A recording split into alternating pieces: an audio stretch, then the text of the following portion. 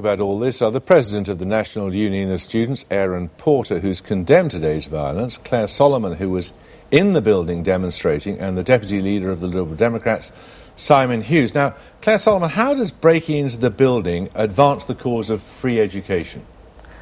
Well, first of all, I'd like to say that today 52,000 people, as reported by the BBC, students and staff, protested to highlight the threats proposed to our education by these proposed cuts. And I think that is the message that we need to be taking today.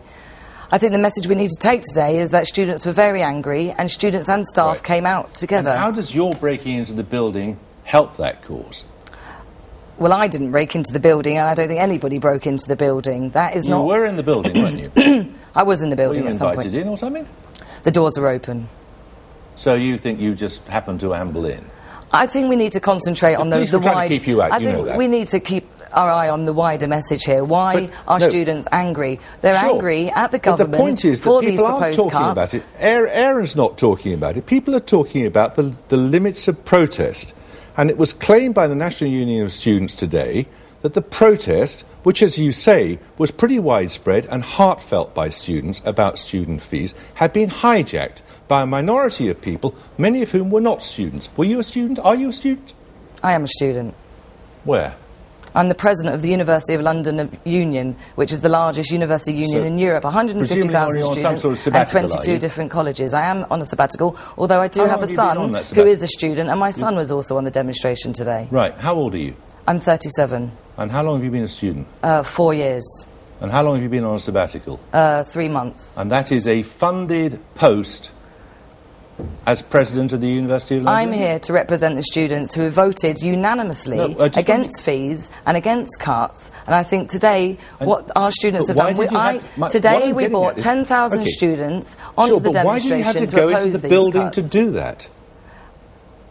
I think you're asking the wrong questions, Jeremy, and you know it. I may be, but I'm afraid they are the questions I'm asking. A few smashed windows cost nothing. I'm asking you why you felt it necessary to go into the building to make your point. The whole of society. Why did you feel it necessary to go into the building? I don't think you can even compare the two. It's very easy to replace a window. It is not easy to replace. I'll tell you exactly what we were going to do on this programme tonight. By an illegitimate government we were going to discuss what higher fees would do to higher education. We had booked 2 university lecturers and 2 students to discuss that very thing, instead of which everyone is talking about the limits of protest, and that is because of the action taken by you and your friends. What do you expect students to do when they haven't been listened to for years and years? So you thought it was the action of last recourse.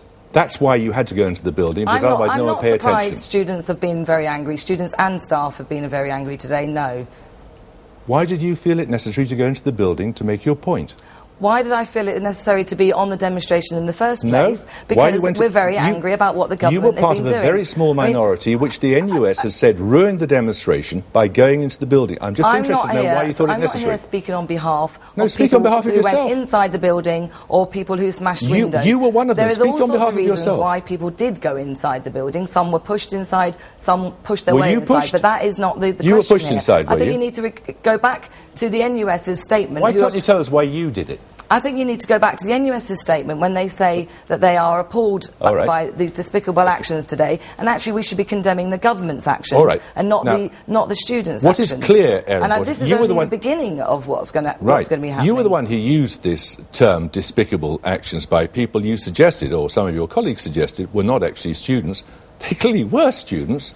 Here we have an officer of your union who was part of this protest. I mean, what I said was despicable was acts of violence and of criminal damage, and I absolutely stand by that. There can be no justification for violence. A fire extinguisher was thrown off the top floor of the building. I mean, think that could have killed someone. I don't want to be over-dramatic here. I think it's right to point out that, actually, I want to talk about the issue of tuition fees and why that was such a disaster. But you have we've now been failed to make any progress, which is why it's necessary for some people, in their view, to invade buildings. Well, what I would say is 50,000 students coming to protest peacefully and within the law actually is a sign of progress, is a sign of dissatisfaction with government policy, and actually an unprecedented level of students in terms of making this issue. And actually I want to take this forward into constituencies and hold politicians to account. Would you like to tell Claire Solomon why her protest was a mistake then?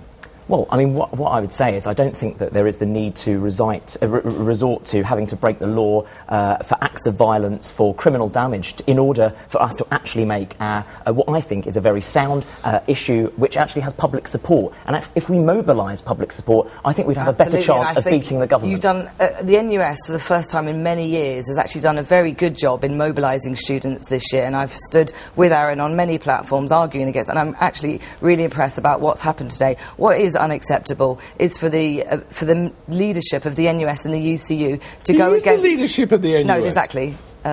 We finish.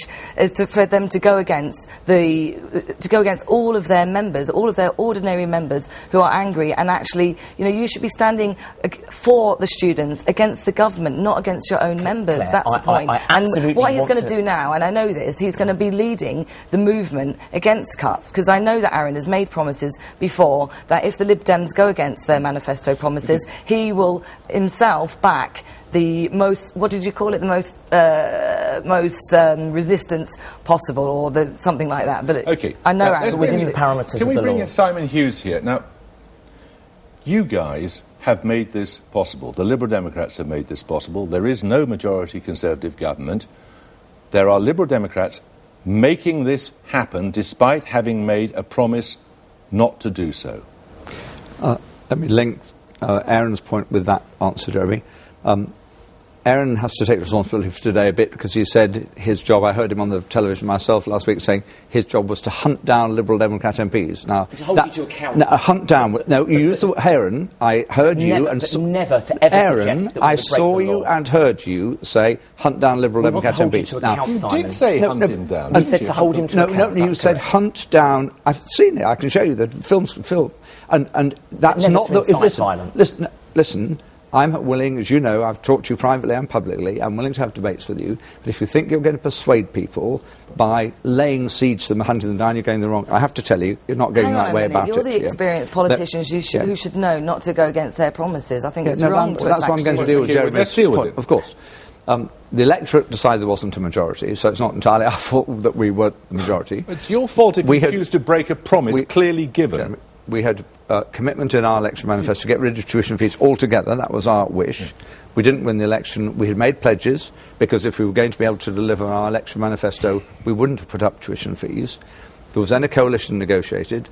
That allowed us to abstain from any votes on this issue if we wished to. You know, and we are now just 2 seconds, Claire, 2 seconds. And we're now going through the process. Now we've seen the government's response. I'm not a member of the government. We've seen the government's response. We're now going through the process of talking to members and supporters and students in my constituency and elsewhere before we come to the votes later in this year. Have you decided how to vote yet? I'm talking to. Since I spoke to you last, you asked me that question. Exactly, it was 4 weeks ago tonight. It was. I remember. And you said I need 6 or 7 weeks, and I'll come back and tell you. And I will. 4 weeks, 2/3 of the time. Are you any closer to a decision? No, because I'm closer because the vote's coming nearer at the end of the year, of course. But I have, since I spoke to you, as I honestly said I would, I've talked to party members. I've started talking to all the student groups in my patch, and that's the proper thing to do, because I want to know whether they think that the deal that Vince Cable has come up with and the government's come up is a deal that they think will be better for them. And for many students, it is definitely better. Part-time students, no upfront fees at all. Definitely better.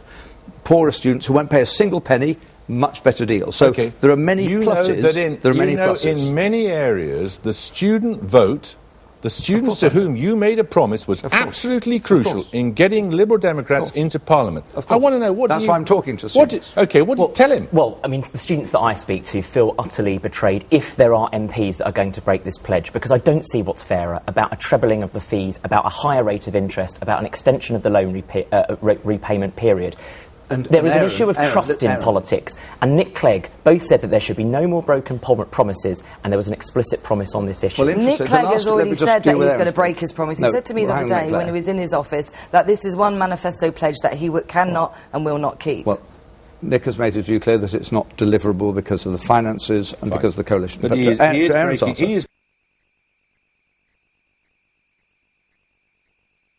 says he's breaking that. Jeremy, that's right. Sure. I spoke to a group of students. Interesting. I spoke to a group of students who we went through the whole debate. They didn't come with a preconceived condition. All of them in that group, in a college in my constituency, London University students, actually said they thought the deal offered by the government was better than the idea of not putting up this for is all a of them. £3 billion cut from the government being passed on to I'm just saying students. to you, I don't see what's fair about that. you don't feed He's for all... reporting what he says he was told. And I was surprised about that, because I expected a lot of them would say no, absolutely no increase in fees. And secondly, you know, and this is the real disingenuous part of your position, that your view about what the policy should be, as well as your friend the Labour leader, their view is that it should be a graduate tax. Yes, it should be a graduate tax. I think that's fairer than the current system.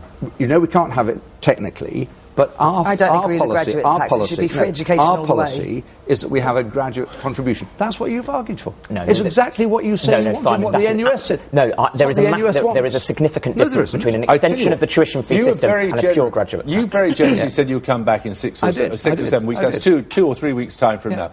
Can I invite him back at the same time? Of course you can. I know when we can address this thing, this person of course you with an uncanny resemblance to you who signed that pledge. No, of course, and you can come and explain directly to his face why you've come to the decision you've come to. Of course. Okay, and can I just say, I'm very keen that we talk not just to the officers like Aaron, but the real students on the ground who don't have, all of them, the same view that he has. All right. Okay, thank you all very much. Were you on the demonstration today? No, I wasn't. If you wanted to speak to students, these are the people that you should be speaking to. And can I just say, speak to them today, all the time, in fact, Claire. I speak to students every week. Today is just the beginning. If we want to see if the government go through with these cuts, we are going to see what we've seen in Greece and in Paris and in Ireland. Debate and there are going to be occupations, and protests. I do support these, and I think there's going to be a nationwide wave of occupation. All right, we're going to leave it there. Thank you all very much. The coalition government